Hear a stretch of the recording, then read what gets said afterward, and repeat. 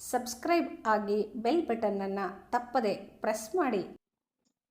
ನಮಸ್ಕಾರ ವೀಕ್ಷಕರೇ, ಜಾನಪದ ಕಣಜ 247ಕ್ಕೆ ತಮ್ಮೆಲ್ಲರಿಗೂ ಸ್ವಾಗತವನ್ನ ಬಯಸ್ತಾ ಇದ್ದೇನೆ.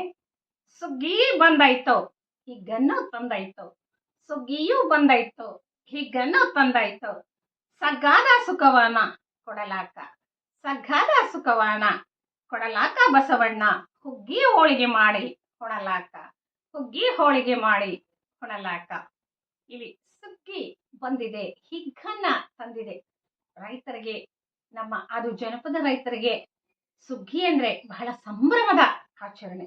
ಇಡೀ ವರ್ಷ ಪೂರ್ತಿ ದುಡಿದಿರ್ತಕ್ಕಂತಹ ಒಂದು ಪರಿಶ್ರಮದ ಪ್ರತಿಫಲವನ್ನ ಹುಡ್ತಕ್ಕಂತಹ ಸುಸಂದರ್ಭ ಅಂದ್ರೆ ಸುಗ್ಗಿ ಅಂತೇಳಿ ಹೇಳಲೇಬೇಕಾಗ್ತದ.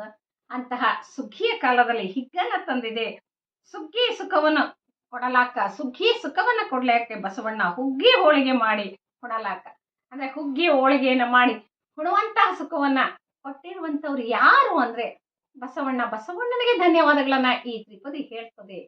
ಅಂದ್ರೆ ಇಲ್ಲಿ ಜಾನುವಾರುಗಳು, ರೈತರಿಗೆ ಎತ್ತುಗಳು ಬಲಗೈ ಬಂಟ ಇದ್ದಾರೆ. ಹೊಲ ಉಳುಮೆ ಮಾಡ್ಲಿಕ್ಕೆ ಇವತ್ತಿನ ಕಾಲಘಟ್ಟದಲ್ಲಿ ಆಧುನಿಕ ತಂತ್ರಜ್ಞಾನ ಬಂದಿದೆ. ಟ್ರ್ಯಾಕ್ಟರ್ ಇದೆ, ಮಡಿಕೆ ಹೊಡಿತಕ್ಕಂತಹ ಸಾಧನಗಳು, ಕಟಾವು ಮಾಡ್ತಕ್ಕಂತಹ ಸಾಧನಗಳು ಎಲ್ಲವೂ ಇದಾವೆ. ಆದ್ರೆ ಆಗಿನ ಕಾಲಘಟ್ಟದಲ್ಲಿ ಏನೇ ಕೆಲಸ ಮಾಡಿದ್ರು ಸಹ ಆ ಎತ್ತುಗಳನ್ನ ಬಳಸಿ ಮಾಡ್ತಾ ಇದ್ರು. ಹಾಗಾಗಿ ಬಸವಣ್ಣ ಹುಗ್ಗಿ ಹೋಳಿಗೆ ಮಾಡಿ ಕೊಡಲಾಕ ಅಣ್ಣ ಬಸವಣ್ಣನಿಗೆ ಹೇಳ್ತಾ ಇದ್ದಾರೆ, ಹುಗ್ಗಿ ಹೋಳಿಗೆ ಮಾಡಿ ಉಂಡು ಸಂಭ್ರಮಿಸ್ತಕ್ಕಂತಹ ಕಾಲಕ್ಕೆ ನೀನು ಕಾರಣೀಭೂತ ಆಗಿದೆಯಾ. ಇಲ್ಲಿ ಜನಪದ ಸಂಸ್ಕೃತಿ ಅಂತಕ್ಕಂಥದ್ದು ಅದು ಒಂದು ರೀತಿ ಬಸವಣ್ಣ, ಶಿವ ಇವುಗಳನ್ನ ಮೇಳೈಸ್ಕೊಂಡಿರುವಂತಹದ್ದು. 12ನೇ ಶತಮಾನದ ಅಣ್ಣ ಬಸವಣ್ಣನನ್ನ ತಾವು ಹೊಲದಲ್ಲಿ ದುಡಿತಕ್ಕಂತಹ ಎತ್ತುಗಳನ್ನ, ಹಾಗೇನೆ ಶಿವನನ್ನ, ಮೂವರನ್ನ ಸಮೀಕರಿಸಿಕೊಂಡು ಒಂದು ಭಕ್ತಿ ಭಾವದ ನೆಲೆಯಲ್ಲಿ ತ್ರಿಪದಿಗಳನ್ನ ಕಟ್ಟಿ ಹಾಡಿ ಹೊಗಳಿರುವಂತಹದ್ದನ್ನ ನಾವು ನೋಡ್ತೇವೆ. ಬಸವಣ್ಣ ಅಂದ್ರೆ ಅದು ಒಂದು ಶಿವನ ಪ್ರತೀಕ ಅಂತ ಹೇಳಿ ಕರ್ಕೊಳ್ತಕ್ಕಂತಹ ತ್ರಿಪದಿಗಳು ಸಹ ಸಾಕಷ್ಟು ನೋಡಿದ್ದೇವೆ.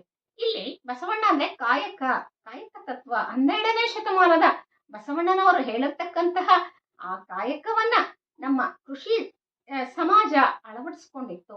ಹಾಗೆ ತನಗೆ ಉಪಯೋಗಿಯಾಗಿರ್ತಕ್ಕಂತಹ ಎತ್ತುಗಳನ್ನ ಬಸವ ಅಂತ ಹೇಳಿ ಅವರು ಕರ್ಕೊಂಡು ಆ ಎತ್ತುಗಳಿಗೆ ಭಕ್ತಿಯ ಒಂದು ಪ್ರೀತಿಯನ್ನ ತೋರಿಸ್ತಾ ತಮ್ಮ ಕಾಯಕ ತತ್ವವನ್ನ ಎಡೆ ಬಿಡದೆ 12ನೇ ಶತಮಾನದ ಏನು ಬಸವಣ್ಣನವರ ಒಂದು ದಾಸೋಹ ಸಂಸ್ಕೃತಿ ಇತ್ತಲ್ಲ, ಕಾಯಕ ಸಂಸ್ಕೃತಿ ಇತ್ತಲ್ಲ, ಆ ದಾಸೋಹ ಕಾಯಕ ಸಂಸ್ಕೃತಿ ಎರಡನ್ನ ಮೇಳೈಸ್ಕೊಂಡಂತವ್ರು ನಮ್ಮ ಜನಪದರ ಆಗ್ತಾರೆ.